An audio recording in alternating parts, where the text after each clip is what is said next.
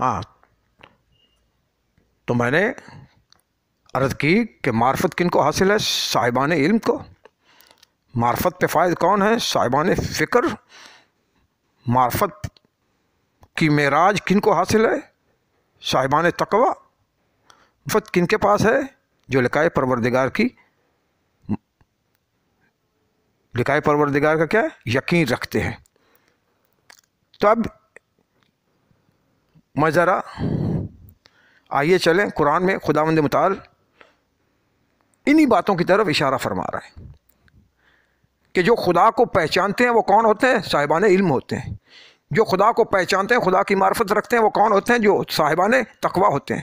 جو خدا کو پہچانتے ہیں، خدا کو جانتے ہیں، خدا کی خدا کی معرفت رکھتے ہیں، وہ صاحبان یقین ہوتے ہیں۔ جو خدا کی معرفت رکھتے ہیں وہ کون ہوتے ہیں؟ صاحبان تقوی ہوتے ہیں۔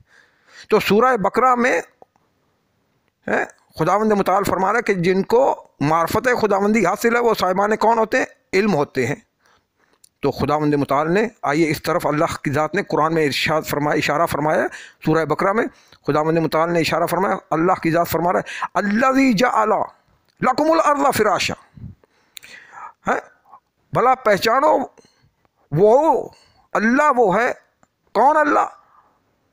کون مالک؟ کون اللہ ہے؟ کون تمہارا معبود ہے؟ کون وہ خالق ہے؟ کون اللہ؟ کون وہ ذات؟ فرمایا الذی جعل لکم الارض فراشا، وہ اللہ وہ ہے جس نے تمہارے لیے زمین کو فرش بنایا، والسماء بناء، رہنے کے لیے، تمہارے آبادی کے لیے، رہنے کے لیے تمہارے لیے زمین کو فرش بنایا، والسماء بناء، اور تمہارے لیے آسمان کو چھت بنایا۔ تمہیں زمین کی ضرورت تھی، تمہارے لیے تمہیں فرش کی ضرورت تھی، تمہارے لیے زمین کو فرش بنایا۔ بھائی تمہیں چھت کی ضرورت تھی، تمہارے لیے اللہ نے آسمان کو چھت بنایا۔ وَأَنزَلَ مِنَ السَّمَاءِ مَاءً، تمہیں پانی کی ضرورت تھی تو اللہ نے تمہارے لیے آسمان سے پانی کو نازل فرمایا۔ اور یہ سب کس لیے؟ پانی کو آسمان سے نازل فرمایا، پانی، اور پانی میں تمہاری زندگی تھی تو تمہاری زندگی کے لیے اللہ نے کیا کیا؟ فَأَخْرَجَ بِهِ مِنَ الثَّمَرَاتِ رِزْقًا لَكُمْ، اور اللہ نے یہ آسمان سے پانی برسا کر تمہارے لیے کیا ہے؟ تمہارے لیے ہر کھانے والا پھل، ہر قسم کا پھل، ہر قسم کا پھل تمہارے لیے زمین سے نکالا۔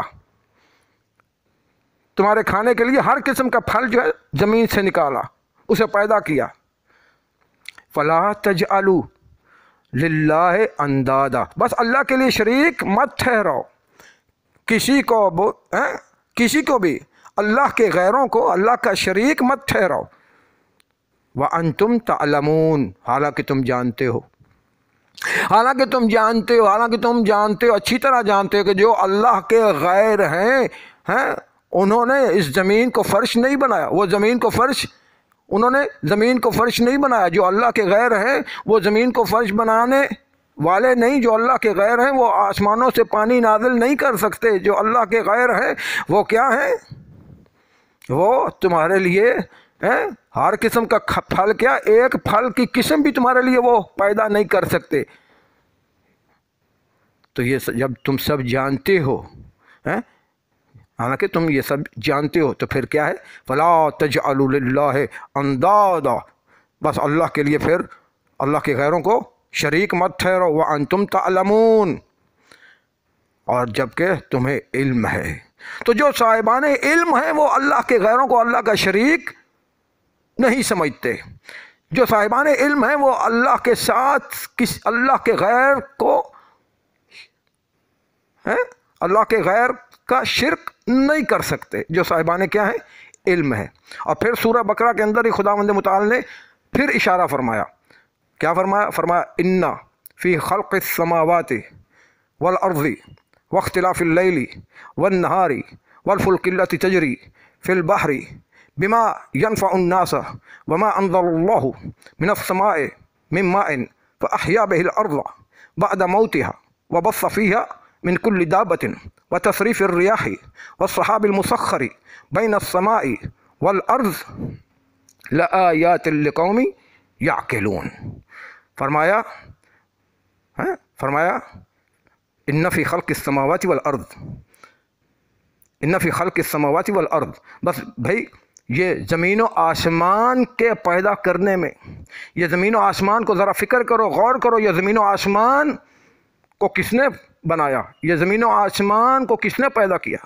واختلاف اللیل والنہار، یہ دن و رات کے رد و بدل میں، یہ زمین و آسمان کے پیدا کرنے میں، یہ دن و رات کے رد و بدل میں، والفلک التی تجری فی البحر، اور یہ جو سمندروں میں کشتیاں چل رہی ہیں، یہ سمندروں میں جو کشتیاں چل رہی ہیں،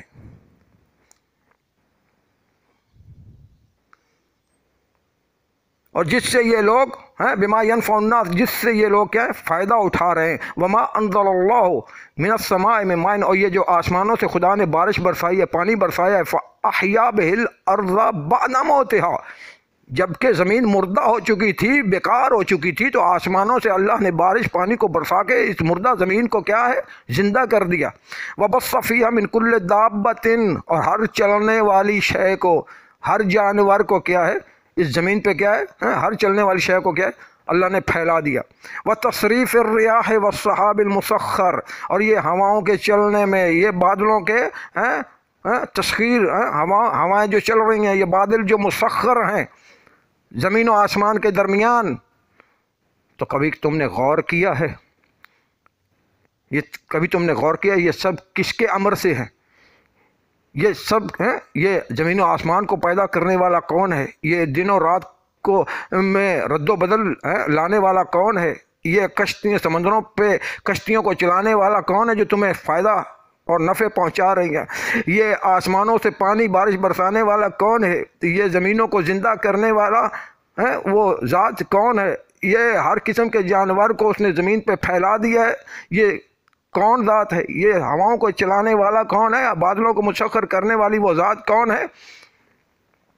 لآیات لقوم یعقلون، ہاں کوئی اور سمجھے نہ سمجھے، کوئی اور جانے نہ جانے، مگر یہ سب کی سب چیزیں یہ نشانیاں ہیں، یہ نشانیاں ہیں، یہ کن کے لیے؟ جو لوگ عقل رکھتے ہیں، یہ سب نشانیاں ہیں اس قوم کے لیے، وہ قوم جو عقل رکھتی ہے، جو قوم عقل رکھتی ہے، صاحبان عقل کے لیے یہ سب کی سب یہ چیزیں نشانیاں ہیں کہ آسمان اور زمین کو جس نے پیدا کیا وہ واحد اللہ کی ذات ہے، دن و رات کو کہ رد و بدل کرنے والا صرف وہ واحد اللہ کی ذات ہے، سمندروں پہ کشتیاں چلانے والی واحد وہ اللہ کی ذات ہے، آسمانوں سے پانی بارش برسانے والا واحد وہ اللہ کی ذات ہے، مردہ ہو جانے کے بعد زمینوں کو زندہ کرنے والا واحد وہ اللہ کی ذات ہے، زمین پہ ہر قسم کے جانور کو پیدا کر کے پھیلا دیا واحد وہ اللہ کی ذات ہے، ہواؤں کے چلانے والا واحد وہ اللہ کی ذات ہے، بادلوں کو مسخر کرنے والا واحد وہ اللہ کی ذات ہے۔ تو یہ ساری چیزیں نشانیاں ہیں، اور ان اللہ کی ذات تک پہنچنے کے لیے، اور یہ نشانیاں سب کی سب کن کے پاس ہیں؟ یہ صاحبان عقل کے پاس ہے۔ جو صاحبان عقل ہیں وہ ان نشانیوں کے ذریعے اللہ کی ذات کو پہچانتے ہیں، اور اللہ کی ذات پہ ایمان رکھتے ہیں، اور اللہ کی ذات کو دیکھ رہے ہیں۔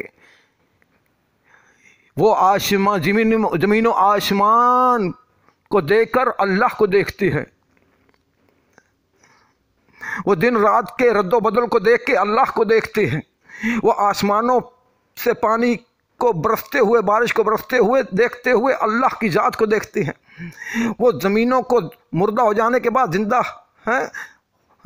ہو جانا وہ اللہ ہے، زمینوں کے مردہ ہو جانے کے بعد زندہ ہونا وہ زندہ ہوتے وہ اللہ کو دیکھتے ہیں، چلتی آندھیاں چلتی ہیں ہواؤں کو دیکھتے ہوئے وہ اللہ کی ذات کو دیکھتے ہیں کہ کوئی ذات تو ہے جو یہ سب نظام چلا رہا ہے، اس لیے کہ یہ اللہ کے غیر تو یہ کر نہیں سکتے، اللہ کے جو غیر ہیں وہ تو یہ کام کر نہیں سکتے، تو لہذا یہ سارے کے سارے جو کام کر رہا ہے، جو یہ امور جو انجام ذات دے رہی ہے، وہ صرف اور صرف ذات ہے، اور وہ ہے وہ صرف اور صرف اللہ سبحانہ و تعالیٰ کی ذات ہے جو یہ کام انجام دے سکتی ہے اور انجام دے رہا ہے، اور جس کے امر سے یہ کام انجام ہو رہے ہیں۔ تو پہلی آیت میں اللہ کی ذات نے اشارہ فرمایا کہ معرفت صاحبان علم کو حاصل ہے، اور دوسری آیت میں اللہ سبحانہ و تعالیٰ نے اشارہ فرمایا کہ معرفت صاحبان عقل کو حاصل ہے۔ اور پھر خداوند متعال نے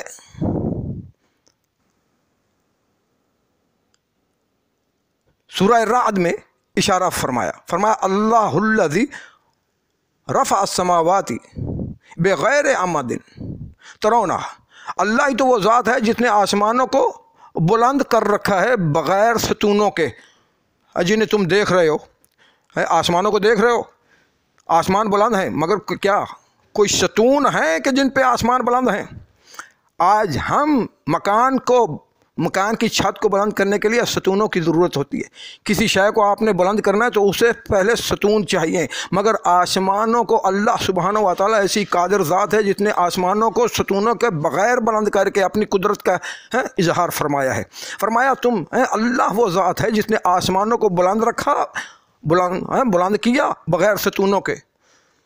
ثم استوى علی العرش، پھر عرش کے بنانے کی طرف تیاری فرمائی، پھر عرش کو بنایا، وسخر الشمس والقمر، اور پھر سورج چاند کو مسخر فرمایا، کل یجری لاجل مسمى، اور یہ سارے کے ساری یہ ساری کی ساری چیزیں آباد رہیں گی یہ ایک مقرر وقت تک۔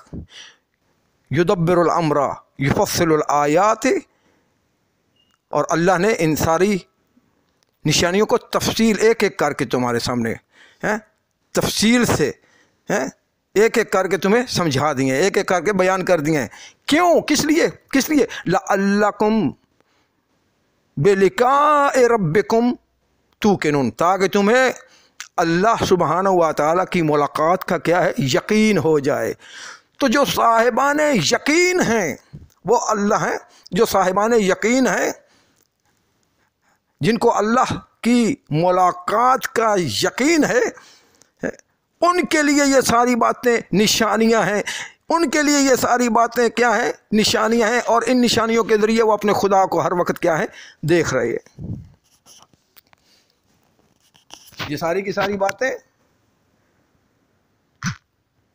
کن کے لیے نشانیاں ہیں؟ جو اللہ سبحانہ و تعالی کی ملاقات کا یقین رکھتے ہیں۔